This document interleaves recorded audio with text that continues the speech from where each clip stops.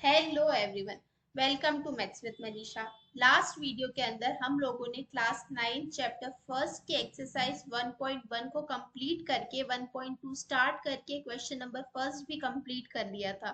और आज हम उसी 1.2 एक्सरसाइज का क्वेश्चन नंबर सेकंड देखने वाले हैं। और इसके अंदर क्या दिया हुआ है जरा पढ़ते हैं इसको। Are the square roots of all positive integers irrational?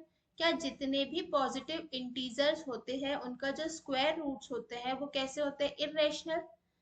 अगर नहीं होते हैं, if not, give an example of square root of the number that is rational number. अगर नहीं होते हैं तो एग्जांपल दीजिए ऐसे स्क्वायर रूट का जो कि रेशनल नंबर होते हैं। तो स्टार्ट करते हैं जरा। इन्होंने सबसे पहले हमको क्या बोला है? Positive integers. ठीक है, तो मैं क्या करती हूँ, पॉजिटिव इंटीजर्स ले लेती हूँ। तो मेरे अगर मैं पॉजिटिव इंटीजर्स देखूं तो कौन कौन से पॉजिटिव इंटीजर्स होते हैं? जितने भी नंबर हमारे होते हैं वो सारे कैसे होते हैं? Positive number. वो सारे मेरे कैसे नंबर होते हैं? Positive integer. तो 1, 2, 3, 4, 5, 6, 7, 8, 9 एंड सो ऑन। कहाँ तक? इन्फिनिटी तक। ये होते हैं हमारे पॉजिटिव इंटीजर्स। अब इन्होंने कहा है स्क्वायर रूट, तो इन सब पे क्या लग जाएगा? उसके लिए स्क्वायर रूट के लिए इन सब पे क्या लग जाएगा? स्क्वायर रूट लग जाएगा। तो 1, √2, √3, √4, √5, √6, √7, √8, √9। ठीक है।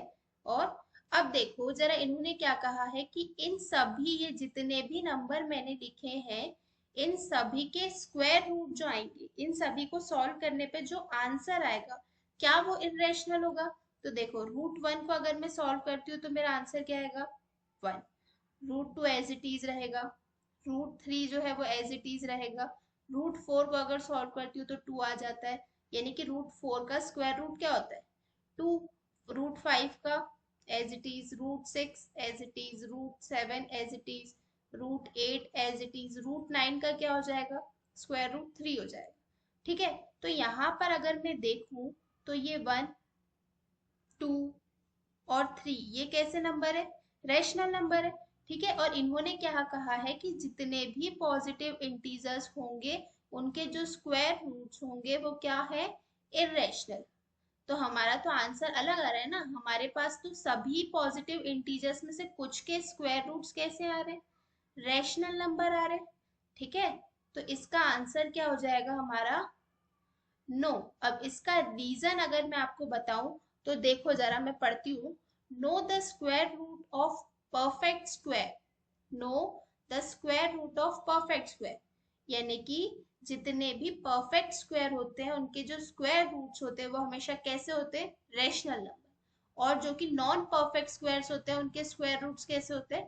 Irrational. So the square root of all positive integer are not always irrational। यानी कि जितने भी पॉजिटिव इंटीजर्स होंगे उनके स्क्वायर रूट्स हमेशा इरेशनल नहीं होंगे। कुछ केसेस के अंदर, जो कि परफेक्ट स्क्वायर वाले केसेस होंगे, उनके अंदर हमेशा कैसा आंसर आएगा?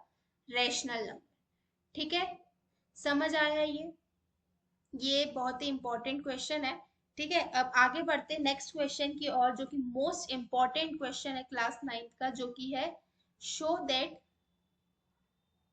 √5, show how √5 can be represented on number line. जैसे हमने √2, √3 को रिप्रेजेंट किया था, वैसे ही अब हमको किसको रिप्रेजेंट करना है? √5 को। ठीक है। तो सबसे पहले मैं यहाँ क्या करूंगी? नंबर लाइन ड्रॉ करूंगी। तो ये हो गया 0, 1, 2, 3, 4, -1, -2, -3, -4। अब मैं 0 से 1 तक का जो डिस्टेंस है वो कितना इंच का लूंगी? 1 इंच का। और इस 1 से पॉइंट ए बी तक का डिस्टेंस मैं कितने यूनिट का लूंगी? 2 यूनिट का। तो मैं यहाँ पर लिख दूंगी कि 1 inch is equals to 1 unit. ठीक है। तो यहां से यहां तक मेरा कितना हो गया, 1 यूनिट। और ये बी पॉइंट तक कितना हो गया, इसको मैंने नाम दिया ओ, इसको मैंने नाम दिया ए, और ये पॉइंट हो गया बी, इसको मैंने कितना मेजर लिया, 2 यूनिट, यानी कि 2 इंचेस का। अब इस ओ से इस पॉइंट बी को मैं क्या कर दूंगी, मिला दूंगी। ठीक है, मिला दिया। अब मैं क्या करूंगी, डिवाइडर का जो शार्पन पॉइंट है उसको ओ पर रखूंगी, और पेंसिल पॉइंट को बी पर रखकर मैं एक आर्क कट कर दूंगी। और जहां पर ये आर्क जाकर मिलेगा वही मेरा कैसा पॉइंट होगा, √5। इतना समझ में आया। अब इसको थोड़ा सा प्रूफ करके बताती हूँ, जैसे कि इन, अब देखो, क्या ये ऐसा लग रहा है कि अगर मैं एक सर्कल ड्रॉ करूं तो उसी की रेडियस होने वाली है ना। जैसे कि अगर मैं यहां से एक सर्कल ड्रॉ करूंगी तो मेरा सेंटर क्या हो गया, ये है ना, वो थोड़ा सा गलत बना है।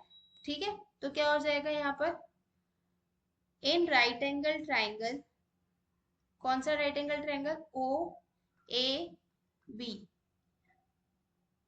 ओ B square is equals to A B square plus O A square. अब ओ बी का वैल्यू मुझे नहीं पता है, तो ओ बी स्क्वायर को ऐसे ही रहने देते हैं। ए बी की वैल्यू कितनी है, 2 यूनिट, 2 का स्क्वायर, और ओ ए कितना है, 1 यूनिट, 1 का स्क्वायर। कितना हो जाएगा, ओ बी का whole square is equals to 4 + 1, O B square is equals to 5, O B इधर रहने देते हैं, स्क्वायर को उधर भेजते हैं, हो जाएगा रूट। तो अगर मेरा ओ बी जो है वो √5 आया है, तो क्या ओ ए ओ सी भी मेरा √5 आएगा, है ना, ये वाली टर्म। तो ओ बी किसके इक्वल है, ओ सी के, तो वैल्यू क्या आ जाएगी ओ सी की भी √5, हेंस प्रूफ। आया सभी को समझ में, ठीक है। आई होप आप लोगों को ये क्वेश्चन बहुत ही आसानी से समझ आए होंगे। प्रैक्टिस कीजिएगा, बहुत क्लियर वे में समझ आएंगे। और जिन किसी को भी मतलब ये थ्योरी वाले क्वेश्चन समझ नहीं आ रहे, तो प्लीज पहले जाके आप लोग इंट्रोडक्शन वाले वीडियोस को देखिए। मैं आई बटन के ऊपर लिंक डाल दूंगी, तो वहां से आप लोग जा सकते हैं और चेकआउट कीजिए पहले इंट्रोडक्शन पार्ट को, फिर ही एक्सरसाइज देखेंगे तो बहुत अच्छे से समझ आएगा। Thank you so much.